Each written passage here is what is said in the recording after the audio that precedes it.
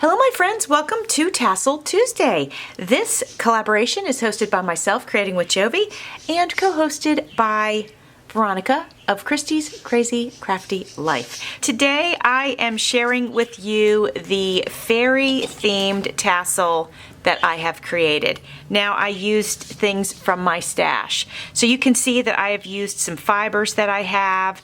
I've used some vintage rickrack, some more fibers and trims that were given to me by my friend Annie of Annie Creates, fabric, just all sorts of lovely things. And I think this blue was given to me by my friend Crystal of Vividly on Paper. And you'll see later in the video, if you want to hang around for the how-to, that I had found this beautiful embellishment at Hobby Lobby on clearance. And it is silver, as you can see. There's a blue butterfly. We're going to pretend it's a fairy butterfly.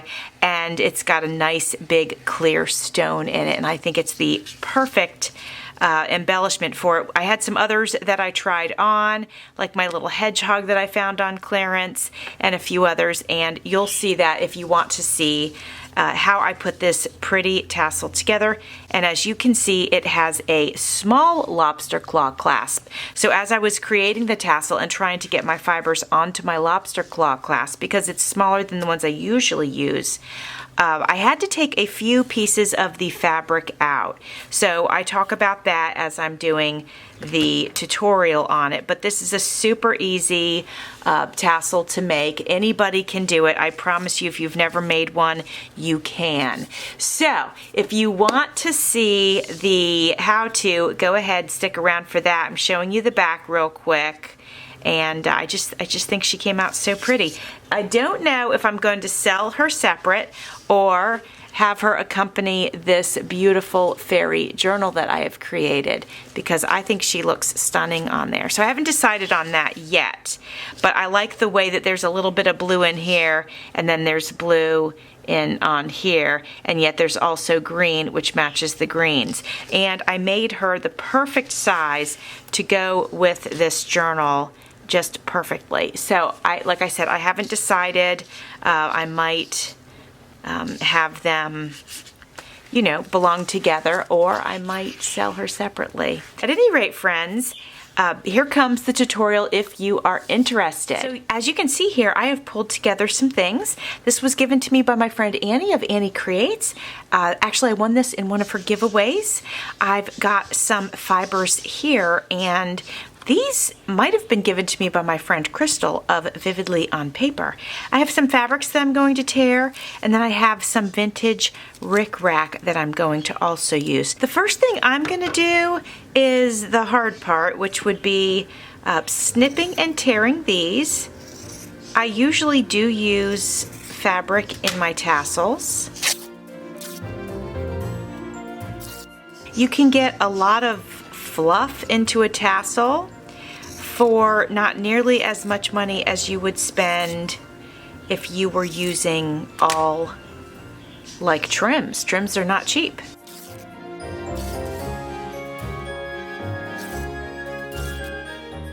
Once I get all of these torn, I'll go through each one and I will pull the loose fibers. And some people wonder, oh my gosh, is it going to ever stop shedding? But it does, actually. So you don't have to worry about it. Just pull on them. And, you know, even after you make your tassel, you might have to tug on a few here or there. But like that one, that was it. Just one on each side. I've got my fabric fibers all ready to go.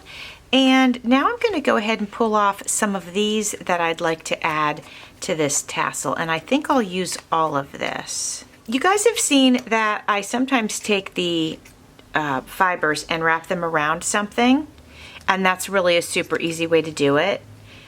You wrap it, say you wrap it around this actually, and then you can tie this off and cut it and it becomes a tassel. But when you're working with fabric, you usually can't do it like that. You usually have to just cut it to size, pile it up, and then bind it up. So that's why I have to do the trim this way as well. And it does take a little longer than wrapping it around something, but this is just the name of the game right now, since we've got to use of our fabrics.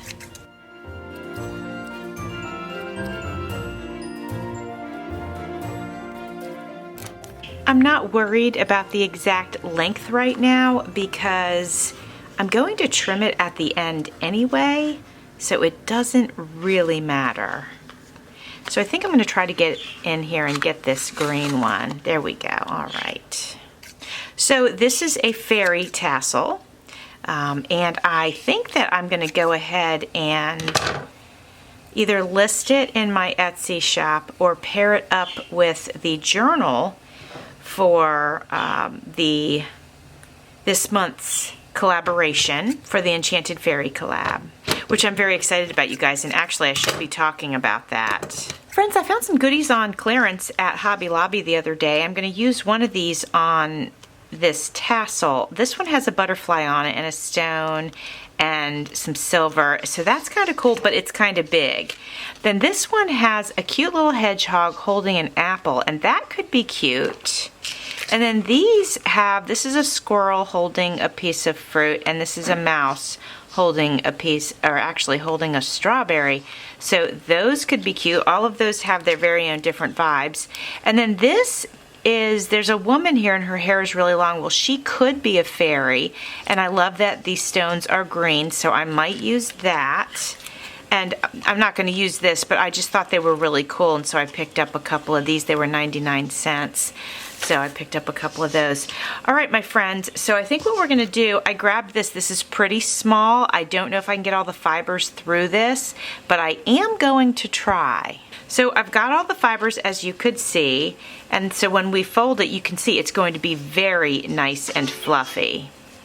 So what we would do is I'm gonna grab a handy dandy piece of plastic, and I don't know, this is bracelet wire. I don't know if you can see it or not, but I'm gonna grab this and I'm gonna see if this will help me pull the fibers through that tiny hole. I like to twist them and make them as small as possible. And sometimes when I twist them good enough, I can get them through. So I might try that first. I'm going to trim off the super long one here. And I'm gonna see if I can feed this through. That's gonna be tough, I don't know. Let me see if I can feed it through like this. This might not work. I do this with beads, but it might not work with fibers, but let's find out. We have to give it a try, right? I think it might work. Let's find out. Oh, it did. Okay, that was great. Okay. So now we've still got some more fibers we need to shove through here. I don't know. I got to keep it twisted up. If you keep it twisted up, you usually can do it, but I sort of released it. I think I was so excited that my little piece of plastic worked that I released it, but I'm going to try and keep twisting this. It's twisted up in it for some reason. Let's see. If I get this in here, I'll be really excited because it's a really small hole, but I didn't want to use a big clasp. I wanted to use a small clasp because the, tassel's not going to be huge. I think I can get it though, guys. It's almost there. I could pull a few fibers out. All right, I'm going to do this off camera, but I'll let you know if I had to pull fibers out or not. All right, my friends, I did have to pull a few fibers out. I pulled one piece of fabric of each kind. No, I did one of those and then two of these.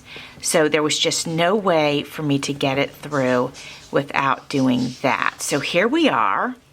We've got it through there. And now this is going to be a puff top. Now we're just going to go ahead. We pull it together like this. And then I'm going to tie a fiber around here.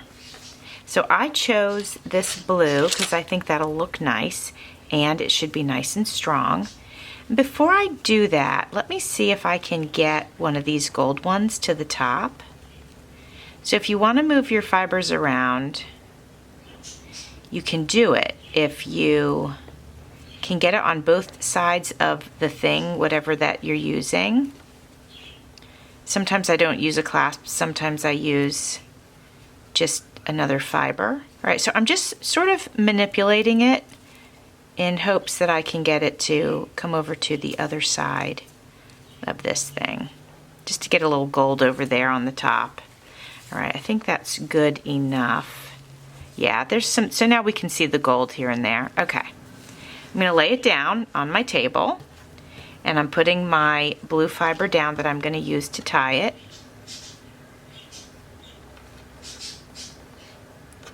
And I'm gonna tighten it, but it's not as tight as it's going to be, because before I do that, see how this one's sticking up?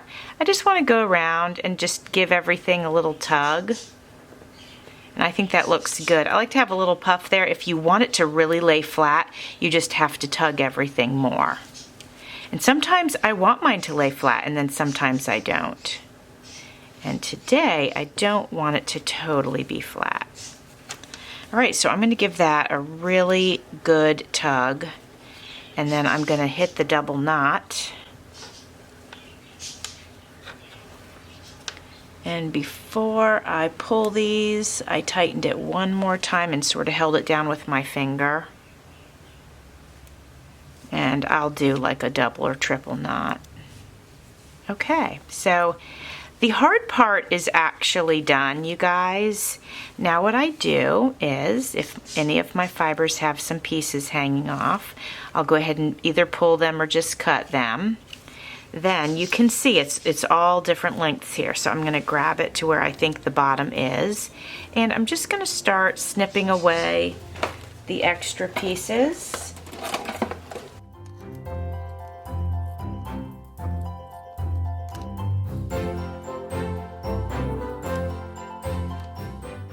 All right, so now I'm gonna just take a look at it. I think that looks pretty good. Did you see how I went at it at an angle? I did that so it wouldn't be straight across. Not that there's any problem with it being straight across. You can do it straight across. There's no issue with that. I just like to have a little bit of a shape to it so everything is not, I don't want it to look like cookie cutter. All right, so now my friends, it's time for us to take a look and see what we think might look good on this tassel as far as the embellishment goes. All right, so we're gonna try each one. So this is cute, more woodland than fairy. So I think this won't be the one, but you know, I don't know, let's check out everything else. This one is stunning, and even I thought this piece would be too large, but honestly, I think it works really nicely. So this is a definite contender. Let's have a look at this one. This one's super pretty too, but I actually think I like the butterfly more. And I feel like I already know it's gonna be these two for my fave. Although I have to say, putting this on here now, that looks totally adorable. But if we're going with fairy, then I'm thinking, oh gosh, I wish you guys could talk to me through the camera. I love it. But I think I love this more. I mean, look at it. It's stunning. Okay, I'm gonna go ahead and adhere this one to the tassel. I'm gonna see if we can tie the butterfly onto this and see if it'll lay straight or hang straight enough. So I'm just gonna feed this through the ring that's on here. There we go, okay. There we go. And actually, I'm seeing some of these are coming unraveled, so I'm just going to go ahead real quick before I finish up with my decorative ornament. Going to go ahead and tie some knots in these. All right, my friends, look how pretty it looks. Now, if I would have had a fairy, I would have put a fairy on there, but I think this is close enough, and I love it. I hope you guys love it too. Thanks for watching. See you soon.